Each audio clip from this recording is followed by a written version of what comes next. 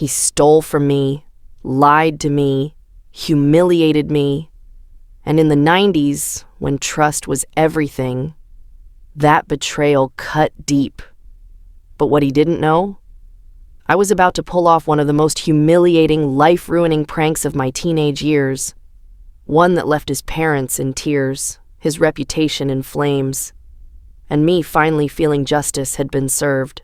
If you've ever been betrayed by someone you thought was a friend, you'll feel this story in your bones. Smash that like button, subscribe for more insane Reddit revenge stories, and let's dive into one of the most savage teenage paybacks you'll ever hear. The 90s were a different world. No internet, no Steam, no endless game libraries. If you wanted a new PC game, you either saved up for months or you got creative. For me and my best friend, the solution was simple but expensive: buying games from abroad. We'd save every bit of allowance, every dollar from odd jobs, and order floppy disks through airmail. Games like Doom 2, Monkey Island, The Settlers, these weren't just entertainment, they were treasure. And since they were so rare, we traded them, copied the copy protection, and kept each other's collections alive. Then, one day, a new kid joined our class. At first, he seemed like a dream come true. His uncle apparently had tons of games we couldn't even dream of getting our hands on. When he offered to trade, we jumped at the chance. We gave him original copies, our pride and joy, trusting he'd copy them, and we'd all share the wealth.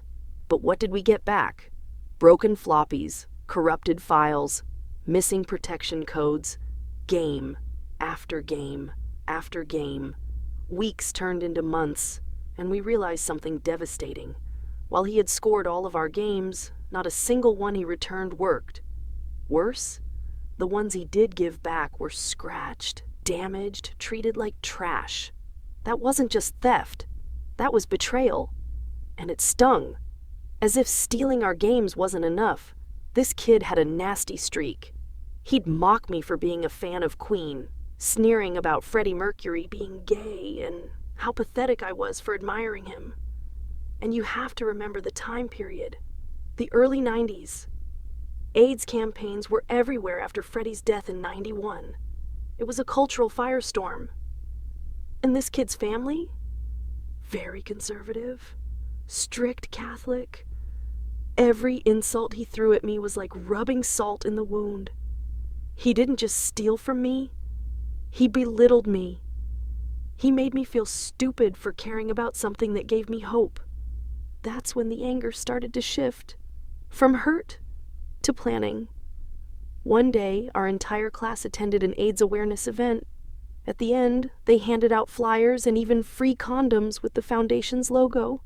That's when lightning struck. Me and my friend had one of the few inkjet printers in town, a luxury in those days, and suddenly, it clicked. What if we could turn his own family's fear and prejudice against him? We sat down at my desk, printer humming, adrenaline rushing.